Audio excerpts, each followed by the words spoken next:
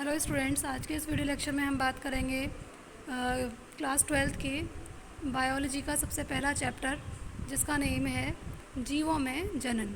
इससे पहले के जो टॉपिक थे वो हम क्लास में क्लियर कर चुके हैं। आज हम इसमें एक नया टॉपिक स्टार्ट करने वाले हैं जिसमें हम जानेंगे निषेचन से पूर्व की घटनाएं।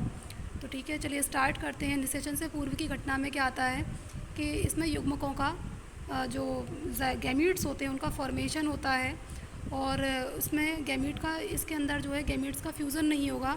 उससे पहले वाली जितनी भी घटनाएं होती हैं, यानी कि जैसे गैमीट का फॉर्मेशन है, गैमीट किस तरीके से स्थानांतरित होगा, है ना, उसके बारे में जितनी भी घटनाएं होती हैं उसके बारे में हम इसमें जानेंगे कि गैमीट का फॉर्मेशन कैसे हो रहा है और गैमीट एक से दूसरी जगह पर कैसे ट्रांसफ़र हो रहा है। ठीक है, तो चलिए स्टार्ट करते हैं। इसके अंतर्गत युग्मकों के संयोजन से पूर्व की घटनाएं आती हैं। जैसे हमने अभी बताया कि क्या आती हैं, उनके संयोजन से पूर्व की घटनाएं आती हैं कि वो जुड़े हैं उससे पहले ही क्या आएंगे उनके संयोजन, मतलब ये फीमेल का गैमीट है, ये मेल का गैमीट है, और इनके जुड़ने से पहले वाली जो घटनाएं होती हैं उन्हीं को हम क्या बोलते हैं, उन्हीं को हम कहेंगे निषेचन से पूर्व की घटनाएं। तो इस निषेचन से पूर्व की घटनाएं दो प्रकार की होती हैं। एक तो आता है इसमें युग्मक जनन और दूसरा आता है युग्मक स्थानांतरण।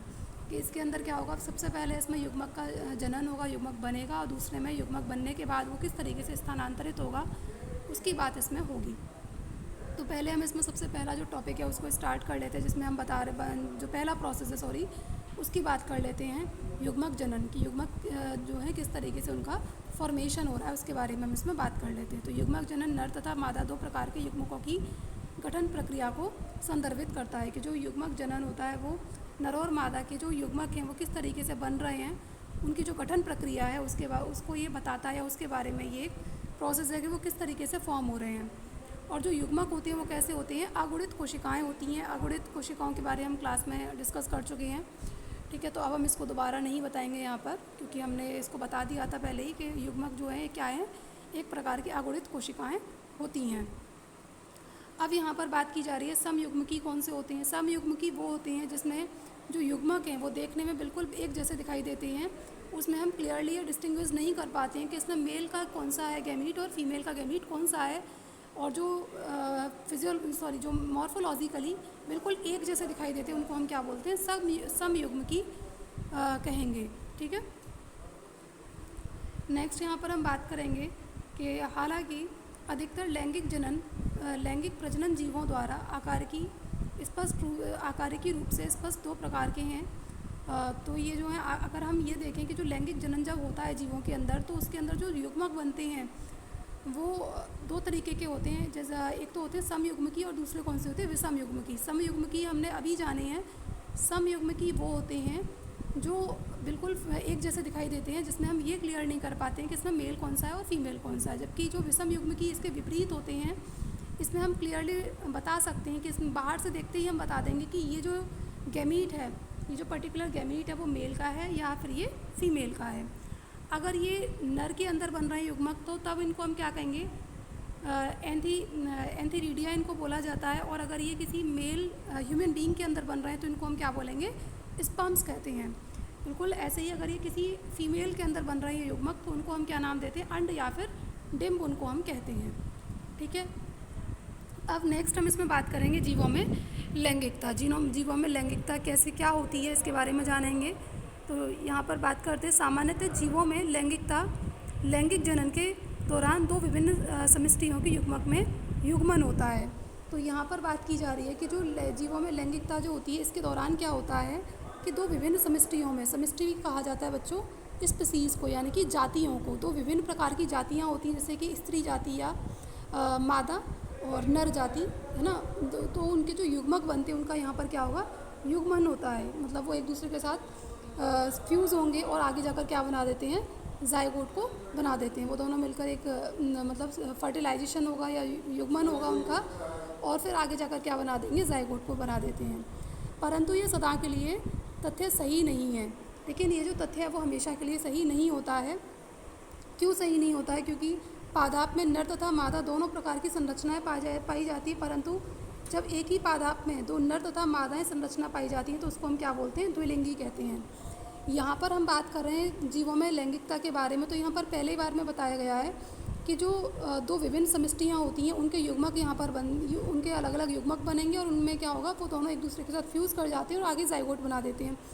लेकिन ये हमेशा के लिए सही नहीं है कि विभिन्न दो समष्टियाँ ही होंगी। यहाँ पर बात की जा रही है कि कुछ ऐसे पादाप भी होते हैं जिनके अंदर एक ही बॉडी होती है, सेम बॉडी के अंदर मेल और फीमेल दोनों के ऑर्गन्स मिलते हैं, और ऐसे पौधे को या ऐसे ऑर्गेनिज्म को हम क्या बोलते हैं, द्विलिंगी हम उसको कहते हैं, है ना। जैसे कि कुछ वो एल्गी होती हैं, है ना, वहाँ पर ऐसा देखने को मिलता है। या फिर कुछ ऐसे एनिमल्स भी होते हैं जैसे कि केंचुआ है ना, वहाँ पर वो कैसा होता है, द्विलिंगी होता है। केंचुआ के बारे में आपको पता है कि मेल और फीमेल दोनों ही रिप्रोडक्टिव पार्ट एक ही बॉडी के अंदर उपस्थित रहते हैं। अथवा यहाँ पर बात की जा रही है जब वह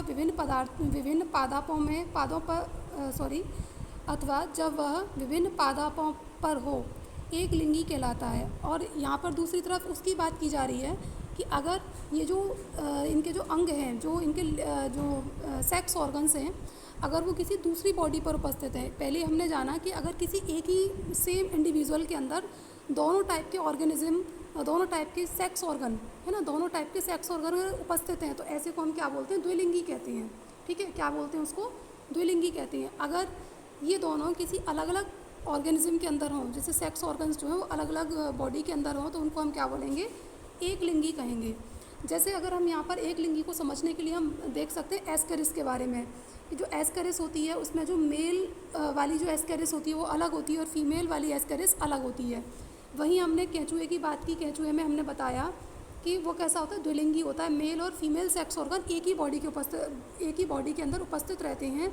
जबकि दूसरी तरफ क्या बात की जा रही है, एक लिंगी की बात की जा रही है, जिसमें मेल सेक्स ऑर्गन अलग बॉडी के अंदर बन रहे हैं और फीमेल सेक्स ऑर्गन अलग बॉडी के अंदर बन रहे हैं, जैसे कि एस्केरिस में। या फिर इसका सबसे अच्छा एग्जाम्पल ह्यूमन बीइंग भी है, जिन्हें हम मॉर्फोलॉजिकली देखकर बता देते हैं कि ये मेल है और ये फीमेल है। ठीक है, और ऐसे ऑर्गेनिजम्स के लिए क्या नाम दिया जाता है, एक लिंगी हम इनको कहते हैं। आगे हम इसमें बात करेंगे बहुत सी फंजाई तथा पादपों में द्विलिंगी उपस्थिति को उल्लेखित करने के लिए उभय लिंगाश्रयी या समथैलिक शब्द का प्रयोग करते हैं। ठीक है, अब यहाँ पर किसी चीज़ को, जो हमने द्विलिंगी की बात की है, यहाँ पर इसी के रेफरेंस में जैसे कुछ ऐसी फंजाई होती हैं या फिर ऐसे कुछ पादाप होते हैं जिनमें क्या होता है, एक और वर्ड यहाँ पर दिया जाता है जिन्हें हम कहते हैं उभयलिंगी या समथैलिक भी हम इनको कहते हैं। ठीक है, वहीं दूसरी तरफ जो एक लिंगी की स्थिति को उल्लेखित करने के लिए हम क्या बोलते हैं, एक लिंगाश्रयी या फिर विषमथैलिक शब्द की प्रयोग करते हैं। ठीक है, अगर जो द्विलिंगी की बात कर रहे थे, द्विलिंगी का मतलब इसके लिए हम द्विलिंगी के लिए दूसरा वर्ड क्या यूज़ कर सकते हैं, उभय लिंगाश्रयी या समस्थैलिक कह सकते हैं। और जहाँ हमने एक लिंगी की बात की थी, वहाँ हम किसकी बात कर सकते हैं, एक लिंगाश्रयी या फिर विषमथैलिक भी हम इनको कह सकते हैं। ठीक है, अब नेक्स्ट यहाँ पर बात की जा रही है पुष्पीय पादपों में एक लिंगी नर पुष्पीय पादपों में एक लिंगी नर पुष्प पुंकेसरी होता है और पुंकेसरी होता है अर्थात पुंकेसर परागण वहन करने वाला, जबकि मादा पुष्प स्त्री केसर अर्थात स्त्री केसर धारण करता है। ठीक है, अगर हम किसी उनकी बात करें, जैसे एक लिंगाश्रयी, अगर हम उन्हीं के रेफरेंस में अगर हम बात करें, तो जो एक लिंगाश्रयी होते हैं जिसमें जो मेल और फीमेल दोनों के जो सेक्स ऑर्गन हैं अगर वो अलग अलग हैं, तो उनको हम कहते हैं एक लिंगाश्रयी। जिनके ऊपर केवल और केवल पुंकेसर मिल रहा है, तो ऐसे ऑर्गेनिजम्स को हम क्या कहेंगे, ऐसे के लिए उन्हें हम बोलते हैं तो पुंकेसरी, है ना, जिनके अंदर केवल सिर्फ पुंकेसर ही मिल रहा है, तो ऐसे फ्लावर्स को हम क्या बोलेंगे, मेल फ्लावर्स। और जिनके ऊपर केवल स्त्री केसर मिल रहा है उनको हम क्या कहेंगे, फीमेल फ्लावर्स कहेंगे। और जिनके ऊपर ये दोनों मिल रहे हैं, मेल और फीमेल दोनों पार्ट्स अगर अवेलेबल है, उनको हम क्या बोलते हैं, उभय लिंगाश्रयी हम उनको कहते हैं। एक बार मैं इसका डायग्राम बनाकर आपको क्लियर कर देती हूँ।